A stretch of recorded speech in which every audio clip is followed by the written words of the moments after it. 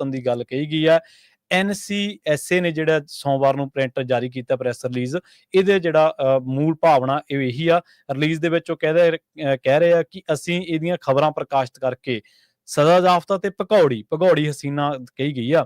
ਉਹ ਕਹਿੰਦੇ ਵੀ ਇਹਦੀਆਂ ਖਬਰਾਂ ਪ੍ਰਕਾਸ਼ਿਤ ਕਰਕੇ ਅਸੀਂ ਇੱਥੋਂ ਦੇ ਸਮਾਜ ਦੇ ਵਿੱਚ ਨਸਲੀ ਭੜਕਾਹਟ, ਹਿੰਸਾ, ਨਫ਼ਰਤ ਭਰੇ ਭਾਸ਼ਣ ਨੂੰ ਹੁਣ ਦੁਬਾਰਾ ਸੱਦਾ ਨਹੀਂ ਦੇ ਸਕਦੇ। ਜੇਕਰ ਕੋਈ ਬੰਦਾ ਇਹਦੀ ਕੋਈ ਇਸ ਤਰ੍ਹਾਂ ਦੀ ਕੋਈ ਵਾਇਲੇਸ਼ਨ ਕਰਦਾ, ਉਹਨੂੰ 2 ਸਾਲ ਦੀ ਕੈਦ ਹੋ ਸਕਦੀ ਹੈ, 10 ਲੱਖ ਟਕਾ ਜੁਰਮਾਨਾ ਹੋ ਸਕਦਾ।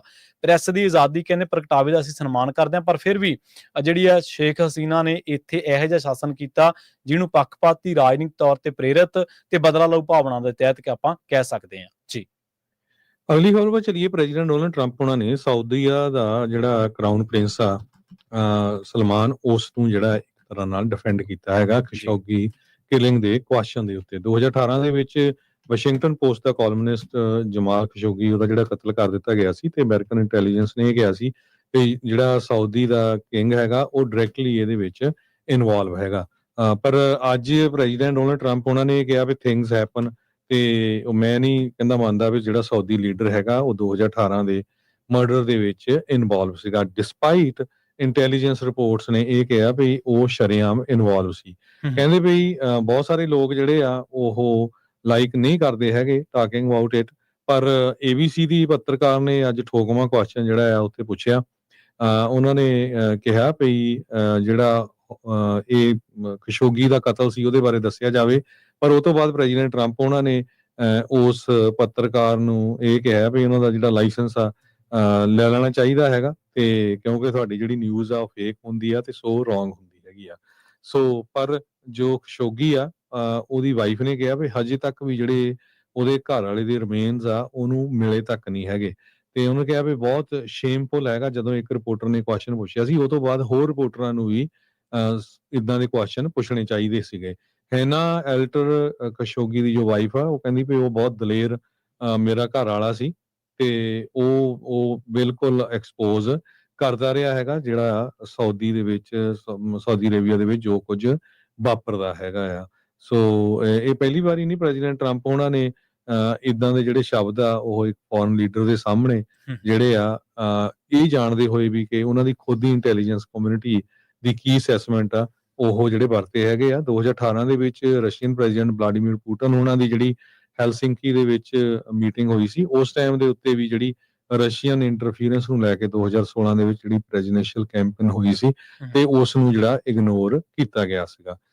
ਟਰੰਪ ਉਹਨਾਂ ਨੇ ਕਰਾਊਨ ਪ੍ਰਿੰਸ ਦਾ ਧੰਨਵਾਦ ਕੀਤਾ। ਉਹ ਕਹਿੰਦੇ ਭਈ ਅਸੀਂ ਬਹੁਤ ਵਧੀਆ ਜਿਹੜੇ ਸਾਡੇ ਰਿਲੇਸ਼ਨ ਚੱਲ ਰਹੇ ਹੈਗੇ ਆ ਅਮਰੀਕਾ ਦੇ ਤੇ USA ਦੇ, ਅਮਰੀਕਾ ਦੇ ਤੇ ਸਾਊਦੀ ਅਰੇਬੀਆ ਦੇ, ਤੇ ਹੁਣ ਜਿਹੜਾ ਸਾਊਦੀ ਅਰੇਬੀਆ ਆ ਉਹ F-35 ਜਿਹੜੇ ਜੈਟ ਆ ਉਹ ਵੀ ਜਿਹੜਾ ਖਰੀਦਣ ਜਾ ਰਿਹਾ ਹੈਗਾ। ਮੁਹੰਮਦ ਨੇ ਇਹ ਕਿਹਾ ਵੀ ਉਹ ਇਰਾਨੀਅਨ ਪ੍ਰੈਜ਼ੀਡੈਂਟ ਮਸੂਦ ਜੋ ਹੈਗੇ ਆ ਉਹਨਾਂ ਦਾ ਲੈਟਰ ਵੀ ਇੱਕ ਲੈ ਕੇ ਆਏ ਹੋਏ ਹੈਗੇ ਆ, ਜੋ ਉਹਨਾਂ ਨੇ ਪ੍ਰੈਜ਼ੀਡੈਂਟ ਡੋਨਾਲਡ ਟਰੰਪ ਉਹਨਾਂ ਨੂੰ ਦੇਣਾ ਹੈਗਾ ਆ। ਸੋ ਇਹ ਕਾਫੀ ਹਾਈ ਲੈਵਲ ਜਿਹੜੀ ਮੀਟਿੰਗ ਸੀਗੀ। ਪਰ ਵੱਖ-ਵੱਖ ਜਿਹੜੇ ਬਿਜ਼ਨਸਮੈਨ ਆ ਉਹ ਹੁਣ ਸਾਰੇ ਬਿਜ਼ਨਸ ਦੇਖ ਰਹੇ ਆ, ਜੇ ਕੋਈ ਮਰਦਾ ਜਿਹੜਾ ਬੰਦਾ ਉਹ ਮਰ ਜਾਏ, ਕਿਸ ਹਿਸਾਬ ਦੇ ਨਾਲ ਉਹਨੂੰ ਟੋਟੇ ਕਰ ਕਰਕੇ ਮਾਰਿਆ ਗਿਆ ਇਹ ਤੁਹਾਨੂੰ ਪਤਾ ਹੀ ਆ। ਵਾਸ਼ਿੰਗਟਨ ਪੋਸਟ ਦਾ ਜਿਹੜਾ ਕਾਲਮਨਿਸਟ ਜਮਾਲ ਖਸ਼ੋਗੀ ਸੀਗਾ। ਇਨਵੀਡੀਆ ਦਾ CEO ਜੈਂਸਨ ਹੁਆਂਗ ਉਹ ਵੀ ਕਹਿੰਦੇ ਪਈ ਜਿਹੜੀ ਕੱਲ ਨੂੰ ਕਾਨਫਰੰਸ ਹੋਣੀ ਹੈਗੀ ਆ ਉੱਥੇ ਹਾਜ਼ਰ ਹੋਊਗਾ।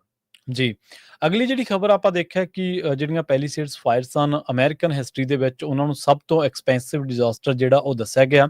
ਇਸ ਮਾਮਲੇ ਦੇ ਵਿੱਚ ਜੋਨਾਥਨ ਰੇਂਡਰਨੈਟ ਜਿਹੜਾ ਉਹਦੀ ਲੰਘੇ ਦਿਨੀ ਗ੍ਰਿਫਤਾਰੀ ਹੋਈ ਸੀਗੀ, ਤੇ ਇਹਦੇ ਤੇ ਦੋਸ਼ ਲੱਗਿਆ ਕਿ ਇਹ ਉਹੀ ਬੰਦਾ ਜਿਹਨੇ ਇਹਨਾਂ ਅੱਗਾਂ ਦੀ ਸ਼ੁਰੂਆਤ ਕੀਤੀ। ਹੁਣ ਦੱਸਦੇ ਆ ਵੀ ਉਹਨੂੰ ਫੈਡਰਲ ਕਸਟਡੀ ਦੇ ਵਿੱਚ ਆ, ਤੇ US ਡਿਪਾਰਟਮੈਂਟ ਆਫ ਜਸਟਿਸ ਨੇ ਇਹ ਗੱਲ ਦੱਸੀ ਆ ਵੀ ਉਸ ਬੰਦੇ ਨੂੰ ਜਿਹੜੇ ਇਹਨਾਂ ਅੱਗਾਂ ਨੂੰ ਅੰਜਾਮ ਦਿੱਤਾ ਜਾਂ ਕਹਿ ਲਓ ਕਿ ਸ਼ੁਰੂਆਤ ਕੀਤੀ, ਉਹਨੂੰ ਹੁਣ ਫੈਡਰਲ ਕਸਟਡੀ ਦੇ ਵਿੱਚ ਰੱਖਿਆ ਜਾਊਗਾ, ਵਿਦਆਊਟ ਬੌਂਡ ਰੱਖਿਆ ਜਾਊਗਾ, ਤੇ ਜਿੰਨਾ ਚਿਰ ਉਹਦੇ ਤੇ ਕ੍ਰਿਮੀਨਲ ਕੇਸ ਆ ਜਿਹੜਾ ਉਹ ਪੈਂਡਿੰਗ ਆ।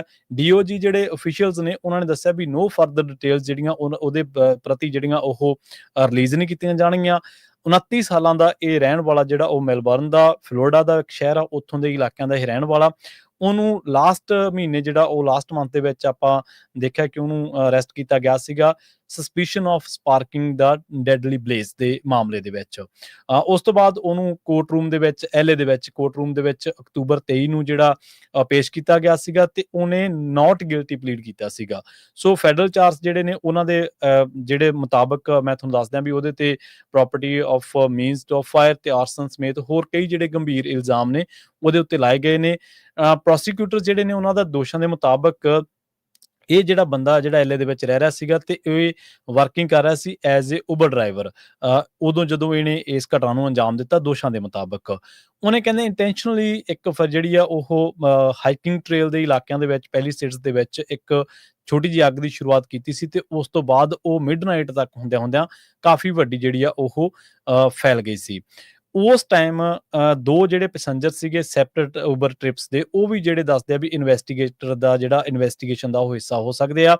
ਉਸ ਤੋਂ ਬਾਅਦ ਇੱਕ ਬੰਦੇ ਨੇ ਕਾਲ ਕੀਤਾ 911 ਨੂੰ ਤੇ ਰਿਪੋਰਟ ਕੀਤਾ ਕਿ ਇੱਥੇ ਅੱਗ ਲੱਗੀ ਹੋਈ ਆ, ਪਰ ਕਈ ਬੰਦੇ ਜਿਹੜੇ ਇੱਥੋਂ ਭੱਜ ਗਏ ਉਹਨਾਂ ਦੇ ਉੱਤੇ ਸ਼ੱਕ ਆ ਵੀ ਉਹਨਾਂ ਨੇ ਸ਼ਾਇਦ ਇਸ ਨੂੰ ਅੱਗ ਦੀ ਸ਼ੁਰੂਆਤ ਕੀਤੀ ਸੀ। ਰਿੰਡਨ ਜਿਹੜਾ ਉਹਨਾਂ ਦੇ ਵਿੱਚੋਂ ਇੱਕ ਸੀਗਾ, ਪਰ ਹੁਣ ਇਹਨੂੰ ਦੱਸਦੇ ਆ ਵੀ ਬੌਂਡ ਦੇ ਉੱਤੇ ਰਿਲੀਜ਼ ਜਿਹੜਾ ਨਹੀਂ ਕੀਤਾ ਜਾਊਗਾ ਜਿੰਨਾ ਚਿਰ ਜਿੰਨੇ ਚਿਰ ਉਹਦੇ ਜਿਹੜੇ ਪੈਂਡਿੰਗ ਨੇ ਕੇਸ ਉਹਦੇ ਸਿਰ ਪੈਂਡਿੰਗ ਆ ਉਹਨਾਂ ਚਿਰ ਇਹਦੀ ਜਿਹੜੀ ਕੋਈ ਵੀ ਰਿਲੀਜ਼ ਉਹ ਇਸ ਟਾਈਮ ਉਹਦੀ ਸੰਭਾਵਨਾ ਤੋਂ ਇਨਕਾਰ ਕੀਤਾ ਜਾ ਸਕਦਾ ਜੀ।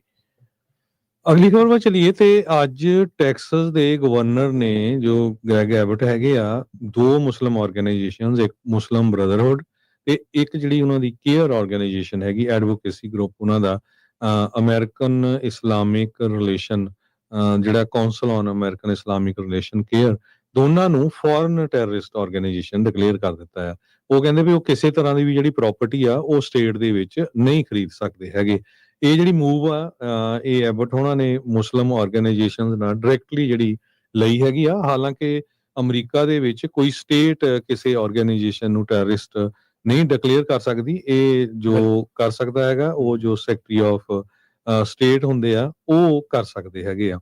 ਸੋ ਮੁਸਲਿਮ ਬ੍ਰਦਰਹੁੱਡ ਤੇ ਕੇਅਰ ਜਿਹੜੀਆਂ ਆਰਗੇਨਾਈਜੇਸ਼ਨ ਉਹਨਾਂ ਨੇ ਕਿਹਾ ਵੀ ਇਹ ਟੈਰਰਿਜ਼ਮ ਆ ਰਹੀਆਂ ਹੈਗੀਆਂ ਅਰਾਊਂਡ ਦਾ ਗਲੋਬ ਤੇ ਹਰਾਸਮੈਂਟ ਕਰਦੇ ਆ ਜੋ ਕਿ ਅਨਐਕਸੈਪਟੇਬਲ ਹੈਗਾ ਮੇਰੀ ਸਟੇਟ ਦੇ ਵਿੱਚ।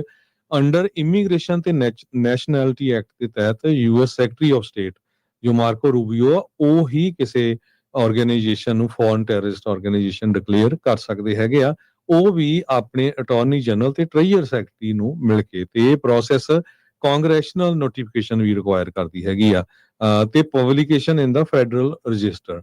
ਸੋ ਪਰ ਗ੍ਰੈਗ ਐਬਟ ਹੋਣੀ ਅਗਲੇ ਸਾਲ ਫੇਰ ਗਵਰਨਰ ਦੀ ਇਲੈਕਸ਼ਨ ਲੜਨ ਜਾ ਰਿਹਾ। ਸੋ ਇਹ ਉਹਨਾਂ ਨੇ ਜਿਹੜਾ ਆ ਸ਼ਰੇਆਮ ਜਿਹੜੀਆਂ ਦੋਨੋਂ ਹੀ ਮੁਸਲਿਮ ਆਰਗੇਨਾਈਜੇਸ਼ਨਸ ਆ ਉਹਨਾਂ ਨੂੰ ਟੈਰਰਿਸਟ ਆਰਗੇਨਾਈਜੇਸ਼ਨ ਡਿਕਲੇਅਰ ਕਰ ਦਿੱਤਾ ਹੈਗਾ। ਤੇ ਉਹ ਕਹਿੰਦੇ ਵੀ ਕਿਸੇ ਤਰ੍ਹਾਂ ਦੀ ਵੀ ਜਿਹੜੀ ਪ੍ਰਾਪਰਟੀ ਆ ਉਹ ਉਹਨਾਂ ਦੀ ਸਟੇਟ ਦੇ ਵਿੱਚ ਨਹੀਂ ਖਰੀਦ ਸਕਦੇ ਹੈਗੇ। ਟੈਕਸਸ ਦੇ ਮੁਸਲਿਮ ਕਮਿਊਨਿਟੀ ਜੋ ਸੋਸ਼ਲ ਮੀਡੀਆ ਤੇ ਹੋਰ ਜਿਹੜੇ ਕਹਿੰਦੇ 400 ਏਕੜ ਮੁਸਲਿਮ ਕਮਿਊਨਿਟੀ ਡਿਵੈਲਪਮੈਂਟ ਇਹ ਬਣਾਉਣ ਜਾ ਰਹੇ ਸੀ ਨਾਰਥ ਈਸਟ ਆਫ ਡੈਲਸ, ਇੱਕ ਤਰ੍ਹਾਂ ਦਾ ਸ਼ਰੀਆ ਕੰਪਾਊਂਡ ਜੋ ਹੁਣ ਉਹ ਇੱਕਦਮ ਬੰਦ ਰਹਿ ਜਾਏਗਾ ਜੀ। ਅਗਲੀ ਜਿਹੜੀ ਖਬਰ ਆ ਉਹ ਕੈਲੀਫੋਰਨੀਆ ਤੇ ਫੈਡਰਲ ਗਵਰਨਮੈਂਟ ਦੇ ਵਿਚਾਲੇ ਜਿਹੜੀ ਖਿੱਚੋਤਾਣ ਚੱਲ ਰਹੀ ਆ। ਕੈਲੀਫੋਰਨੀਆ ਦੇ ਵਿੱਚ ਜਿਹੜੇ ਏਜੰਟਸ ਨੇ ਆਈਸ ਤੇ ਉਹਨਾਂ ਨੂੰ ਆਪਣਾ ਚਿਹਰਾ ਢੱਕਣਾ ਪਊਗਾ, ਉਸ ਮਾਮਲੇ ਦੀ ਆਪਾਂ ਕਰਦੇ ਹਾਂ। ਟਰੰਪ ਐਡਮਿਨਿਸਟ੍ਰੇਸ਼ਨ ਨੇ ਇਸ ਮਾਮਲੇ ਦੇ ਵਿੱਚ ਕੈਲੀਫੋਰਨੀਆ ਦੇ ਉੱਤੇ ਸੂਹ ਕਰ ਦਿੱਤਾ ਤੇ ਉਹਨਾਂ ਨੇ ਕਿਹਾ ਵੀ ਕੈਲੀਫੋਰਨੀਆ ਦਾ ਜਿਹੜਾ ਇਹ ਪ੍ਰੈਕਟਿਸ ਹੈ, ਕੈਲੀਫੋਰਨੀਆ ਦਾ ਜਿਹੜਾ ਇਹ ਲਾਅ ਨੇ ਇਹ ਪ੍ਰੋਹਿਬਿਟ ਕਰਦੇ ਨੇ ਫੈਡਰਲ ਏਜੰਟਸ ਨੂੰ ਉਹਨਾਂ ਦੇ ਮਾਸਕ ਪਹਿਨਣ ਤੋਂ, ਤੇ ਉਹ ਕਹਿੰਦੇ ਵੀ ਜਿਹੜੀ ਫੇਸ਼ੀਅਲ ਕਵਰਿੰਗ ਹੈ ਉਹ ਰਿਕੁਆਇਰ ਹੈ ਤੇ ਉਹ ਇਸ ਕਰਕੇ ਆਇਡੈਂਟੀਟੀ ਜਿਹੜੀ ਆ ਉਹਨਾਂ ਦੀ ਉਹ ਰਿਲੀਜ਼ ਹੋ ਸਕਦੀ ਹੈ ਤੇ ਇਹ ਜਿਹੜੀ ਆ ਉਹਨਾਂ ਦੀ ਸੇਫਟੀ ਦੇ ਲਈ ਖਤਰਾ ਹੋ ਸਕਦਾ ਹੈ। ਲਾ ਸੂਟ ਦੇ ਵਿੱਚ ਇੱਕ ਜਿਹੜੀ ਗੱਲ ਆਖੀ ਗਈ ਆ ਉਹ ਇਹ ਆਖੀ ਗਈ ਆ, ਉਹ ਆਰਗਿਊ ਕਰਦਾ ਕਿ ਕੈਲੀਫੋਰਨੀਆ ਜਿਹੜਾ ਲਾਅ ਆ ਉਹ ਵਾਇਲੇਟ ਕਰਦਾ ਕਨਸਟੀਟਿਊਸ਼ਨ ਜਿਹੜਾ ਉਹਦੀ ਸੁਪਰਮੇਸੀ ਕਲੌਜ਼ ਨੂੰ, ਜਿਹੜਾ ਕਿ ਜਿਹਦੇ ਤਹਿਤ ਫੈਡਰਲ ਲਾਅ ਜਿਹੜਾ ਉਹ ਜਿਹੜਾ ਸਟੇਟ ਲਾਅ ਤੋਂ ਉਹਨੂੰ ਪ੍ਰੈਜ਼ੈਂਟ ਕਰ ਦਿੰਦਾ ਕਈ ਮਾਮਲਿਆਂ ਦੇ ਵਿੱਚ। ਇਸ ਜਿਹੜੀ ਟਰੰਪ ਐਡਮਿਨਿਸਟ੍ਰੇਸ਼ਨ ਆ ਉਹਨੇ ਇਹ ਵੀ ਕਲੇਮ ਕੀਤਾ ਕਿ ਲਾਅ ਜਿਹੜਾ ਉਹ ਥ੍ਰੈਟ ਕਰਦਾ ਹੈ ਸੇਫਟੀ ਨੂੰ ਜਿਹੜਾ ਕਿ ਫੈਡਰਲ ਆਫੀਸਰ ਦੀ ਹੈ, ਤੇ ਇਸ ਕਰਕੇ ਕੈਲੀਫੋਰਨੀਆ ਦਾ ਜਿਹੜਾ ਇਹ ਲਾਅ ਆ ਉਹਨੂੰ ਕਿਸੇ ਵੀ ਤਰੀਕੇ ਦੇ ਨਾਲ ਉਹਨੂੰ ਬਰਦਾਸ਼ਤ ਨਹੀਂ ਕੀਤਾ ਜਾ ਸਕਦਾ। ਉਹ ਕਹਿੰਦੇ ਵੀ ਅਸੀਂ ਜਿਹੜਾ DOG ਦੇ ਜਿਹੜੇ ਅਧਿਕਾਰੀ ਨੇ ਉਹਨਾਂ ਨੇ ਇਹ ਗੱਲ ਦੱਸੀ ਹੈ ਕਿ ਅਸੀਂ ਇਸ ਮਾਮਲੇ ਦੇ ਵਿੱਚ ਕੈਲੀਫੋਰਨੀਆ ਜਿਹੜਾ ਅਨਕਨਸਟੀਟਿਊਸ਼ਨਲ ਲਾ ਜਿਹਦਾ ਏਮ ਹੈ ਕਿ ਅਨਮਾਸਕਿੰਗ ਦਾ ਜਿਹੜਾ ਫੇਸ ਆ ਉਹ ਫੈਡਰਲ ਏਜੰਟ ਦਾ ਹੋਣਾ ਚਾਹੀਦਾ। ਮਤਲਬ ਕਿ ਫੈਡਰਲ ਏਜੰਟਸ ਜਿਹੜੇ ਆਈਸ ਦੇ ਨਾਲ ਕੰਮ ਕਰਦੇ ਨੇ ਉਹ ਜਦੋਂ ਵੀ ਕੋਈ ਰੇਡ ਕੰਡਕਟ ਕਰਨਗੇ ਉਦੋਂ ਉਹ ਚਿਹਰਾ ਨਹੀਂ ਢੱਕ ਸਕਣਗੇ। ਕੈਲੀਫੋਰਨੀਆ ਦਾ ਲਾ ਇਹ ਕਹਿੰਦਾ।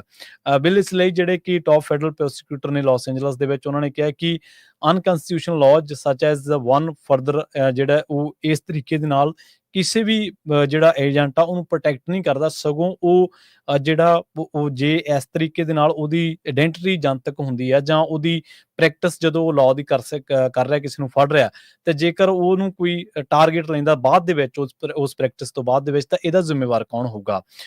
ਦੂਜੇ ਪਾਸੇ ਜਿਹੜੇ ਗਵਰਨਰ ਗੈਵੀ ਨਿਊਸਮ ਦੇ ਸਪੋਕਸਪਰਸਨ ਨੇ ਉਹਨਾਂ ਨੇ ਕ੍ਰਿਟੀਸਾਈਜ਼ ਕੀਤਾ ਲਾਸੂਟ ਦਾ।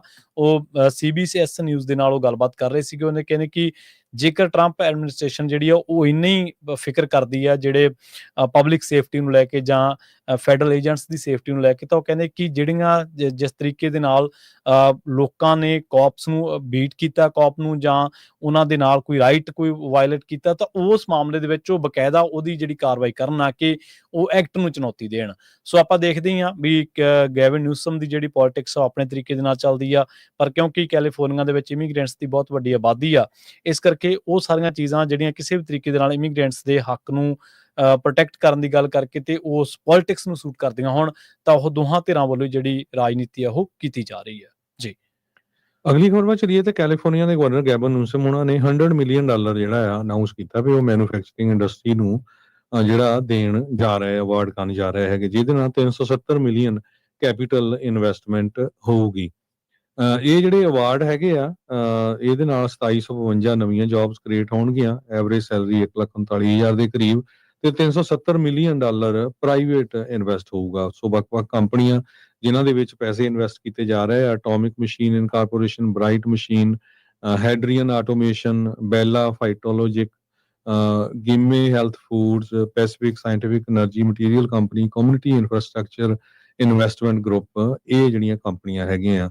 ਕੈਲ ਕੰਪੀਟਸ ਨੇ ਟੈਕਸ ਕ੍ਰੈਡਿਟ ਜਿਹੜੇ ਆ 1200 ਦੇ ਕਰੀਬ ਬਿਜ਼ਨੈਸਸ ਨੂੰ ਦਿੱਤੇ ਆ, ਜੋ ਕਿ 1,60,000 ਦੇ ਕਰੀਬ ਜੌਬਸ ਜਿਹੜੀਆਂ ਆ ਕੈਲੀਫੋਰਨੀਆ ਦੇ ਵਿੱਚ ਹੈਗੇ ਆ ਉਹ ਕ੍ਰੀਏਟ ਕਰਨ ਜਾ ਰਹੇ ਆ, ਜੋ ਕਿ $50 ਬਿਲੀਅਨ ਜਿਹੜਾ ਆ ਜਨਰੇਟ ਕਰੂਗਾ ਪ੍ਰਾਈਵੇਟ ਇਨਵੈਸਟਮੈਂਟ ਦੇ ਵਿੱਚ।